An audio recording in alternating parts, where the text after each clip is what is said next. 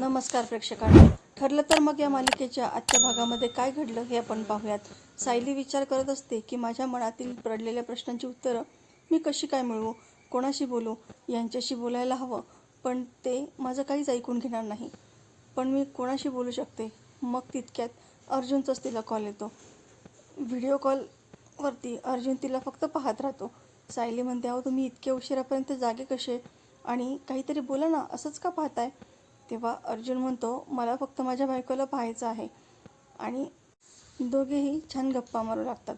अर्जुन आणि सायली दोघे एकमेकांना खूप मिस करत असतात.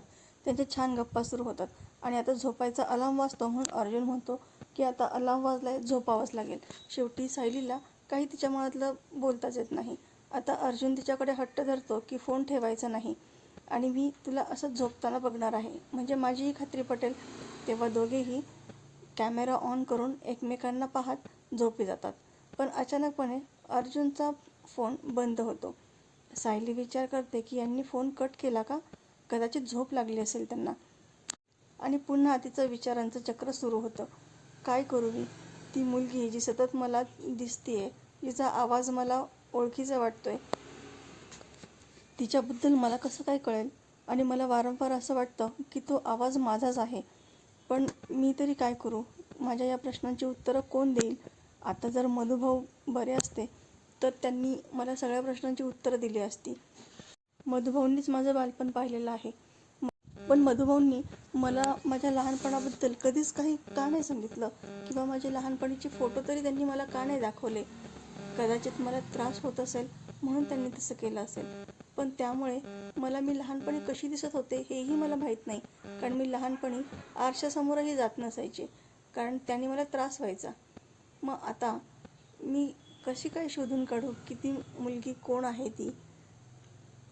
मधुभाऊंना जर विचारलं तर या प्रश्नांची उत्तरं ते मला डोळे मिचकावून देऊ शकतात. नक्कीच ते माझ्याशी बोलतील. मी त्यापेक्षा हा आवाज मोबाईलमध्ये रेकॉर्ड करते आणि उद्या मधुभाऊंना जाऊन ऐकवते, म्हणजे ते मला डोळ्यांच्या इशाऱ्याने उत्तर देतील. मग सायलीला ही भन्नाट आयडिया सुचते. ती लगेच तिच्या मोबाईलमध्ये टेप रेकॉर्डरवरून शुभंकरोतीचा आवाज रेकॉर्ड करून घेते. आता दुसऱ्या दिवशी सुमन आणि प्रतिमा दोघीही सायलीची वाट पाहत असतात. सायली म्हणते, मला खूप छान झोप आली, कारण अनोळखी जागी मला झोप येईल की नाही असंच वाटलं होतं. पण इतकी शांत झोप मला कशी काय लागली कुणास ठाऊक. हे सगळं मला ओळखीचं वाटत होतं. तितक्यात एक लेडीज त्या ठिकाणी येते. ती सायली सुभेदारकडे काम आहे असं सांगते. तेव्हा सायली तिचं छान वेलकम करते आणि ती आतमध्ये येत नाही तोवर दुसरा एक व्यक्ती आतमध्ये येतो आणि सायलीकडे काम आहे असंच सांगतो. दोघेही आतमध्ये येतात. आता सायलीला, प्रतिमा आणि सुमनला काहीच कळत नाही की काय चाललंय. आता त्यांच्याशी काही बोलणं होणार तितक्यात तिसरी एक लेडीज आतमध्ये येते आणि तीसुद्धा सायलीकडेच काम आहे असं सांगते. आम्हाला अपॉइंट केलं आहे तुमच्यासाठी. आता सायलीला प्रश्न पडतो की माझ्यासाठी अपॉइंट केलं आहे, म्हणजे कोणी केलं बरं तुम्हाला अपॉइंट. तितक्यात अर्जुन त्या ठिकाणी येतो आणि सांगतो की मी अपॉइंट केलं आहे. म्हणजे कालच्या पॉडकास्टमध्ये मी ऐकलं की बाळाच्या आईसाठी हेल्थ, न्यूट्रिशन आणि व्यायाम खूप महत्त्वाचं असतं, मेडिटेशनही महत्त्वाचं असतं आणि हे तीनही गोष्टी हे सगळे करणार आहेत. त्यासाठी मी यांना अपॉइंट केलं आहे. आता अर्जुन त्या तिघांचीही सायलीला ओळख करून देतो आणि हे तुझं आजपासून सगळं पाहणार आहेत असंही सांगतो. सायली चिडूनच म्हणते, असं काय करताय तुम्ही. आपण काही जगातलं पहिलं मूल जन्माला घालतोय का. इतकं काय तुम्ही त्रास करून घेताय. अर्जुन म्हणतो, जगातलं नाही, पण आपण जगात पहिल्यांदाच आईबाबा होणार आहोत ना. मग मला तुम्हा दोघां जगातील प्रत्येक गोष्ट बेस्टच द्यायची आहे. आता प्रतिमा आणि सुमन अर्जुनला समजावतात आणि सायलीलाही तसं समजावतात. मग सायलीचाही नाईलाज होतो आणि ती या सगळ्यांना उद्या भेटते असं सांगते, कारण तिला हॉस्पिटलमध्ये मधुभाऊंना भेटायला जायचं आहे असं ती सांगते. आणि मग अर्जुन तिच्या म्हणण्याप्रमाणे त्यांना उद्या भेटायला बोलवतो. सायलीला कुसुमताईचा फोन येतो आणि कुसुमताई विचारते की अगं सायली, तुझं आवरलं की नाही, मी हॉस्पिटलला पोहोचले आहे, लवकरात लवकर ये. आता अर्जुन म्हणतो, पण मधुभाऊंना भेटायला जायची काय गरज आहे, आता ऊन किती झाले, उद्या सकाळी जा ना. सायली म्हणते, पण मधुभाऊंना मी अजून गोड बातमी सांगितलीच नाही. असं झालं आहे की कधी त्यांना एकदा सांगते. तेव्हा अर्जुन म्हणतो, मग असं असेल तर मग मीही येतो ना तुझ्यासोबत, मी सोडवतो तुला. तेव्हा प्रतिमा म्हणते, अर्जुन आता तिने तुझी एक गोष्ट ऐकली ना, आता तू तिची एक गोष्ट ऐक आणि तिला सोडवायला जा. आता दोघेही तिथून निघून जातात. इकडे जेलमध्ये प्रियाची चांगलीच वाईट अवस्था झालेली असते. इतके सगळे नाटकं करून सुद्धा खोटं सुसाईड अटेम्प्ट केलं, घरी फोन करून सांगितलं, चिठ्ठी लिहून झालं, तरीसुद्धा तिला सुभेदारांकडून कोणीच भेटायला आलं नाही. म्हणून तिला खूप मनस्ताप होत असतो. काय करावं म्हणजे यांच्यापर्यंत बातमी पोहोचेल असा ती विचार करत असते. एकदा का त्या कल्पीला कळालं तरच ती मला इथून बाहेर काढू शकते असं तिचं ठाम मत असतं. मग ती विचार करते, प्रतिमाला सांगू का? नाही, नको. प्रतिमाला जर सांगितलं तर मी तन्वी नाही हाच विचार करेल. मग तिच्या लक्षात येतं की सचिन आहे ना, सचिन दीक्षित, तोच मला या सगळ्यामध्ये मदत करू शकतो. पण त्याच्याशी कॉन्टॅक्ट कसा करायचा? मग तिला आठवतं की या बाळाची खोटी मावशी आहे ना, तिलाच आता मस्का लावावा लागणार आहे. आणि मग ती त्या कॉन्स्टेबलची वाट पाहू लागते. आता इकडे सायली हॉस्पिटलला पोहोचते. कुसुमला तिला भेटून खूप आनंद होतो. कुसुम म्हणते, अगं तू मधुभाऊंना तुझी गोड बातमी सांगितलीस का? सांग ना त्यांना, बोल ना. तेव्हा सायली सांगते की मधुभाऊ, तुम्ही आजोबा होणार आहात, मी आई होणार आहे. आता तरी तुम्हाला तुमच्या नातवंडाशी खेळायला लवकरात लवकर बरं व्हावं लागेल हं. आणि तेव्हा मधुभाऊ आनंदाने डोळे मिचकावतात. अर्जुनसुद्धा म्हणतं की मधुभाऊ, आता तुम्हाला लवकरात लवकर बरं व्हायचं आहे हा.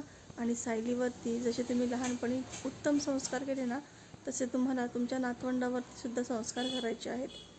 आता छान सगळेजण गप्पा मारत असतात आणि मधुभाऊ त्यांच्या प्रत्येक वाक्याला डोळे मिचकावून इशारा करत असतात. सगळेजण खूप आनंदामध्ये असतात.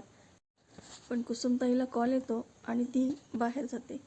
तितक्यात नर्स येते आणि डॉक्टरांनी तुम्हाला भेटायला बोलवलं आहे असं सांगते. पण सायली विचार करते की मी जर इथून गेले तर मला मधुभाऊंशी बोलता येणार नाही, त्यापेक्षा मी यांनाच पाठवते. मग सायली अर्जुनला डॉक्टरांकडे पाठवते. तसं अर्जुन तिथून निघून जातो आणि सायली लगेच मधुभाऊंशी बोलू लागते. मधुभाऊ, मला ना काही दिवसांपासून खूप भास होत आहेत, मला तुमच्याशी बोलायचं आहे. म्हणजे काही आवाज ऐकू येत आहेत. एक 5 वर्षाची मुलगीसुद्धा मला डोळ्यासमोर दिसते. पण ती कोण आहे? मला असं वाटते की ती मीच आहे. पण कशावरून? आता मी तुम्हाला ना एक आवाज ऐकवणार आहे. तितक्यात सायलीचा पाठलाग करणारा व्यक्तीसुद्धा हॉस्पिटलमध्ये आलेला असतो आणि मधुभाऊंच्या वॉर्डच्या बाहेर तो उभा असतो. सायली मधुभाऊंशी गप्पा मारत असते. ती त्यांना रेकॉर्डिंग ऐकवते. त्या रेकॉर्डिंगमध्ये सायलीचा लहानपणीचा आवाज असतो आणि ते पाहून मधुभाऊंना कळतं की सायलीला सगळं कळत आहे. पण बाहेर उभा राहणारा व्यक्ती आतमध्ये डोकावून सगळं ऐकत असतो.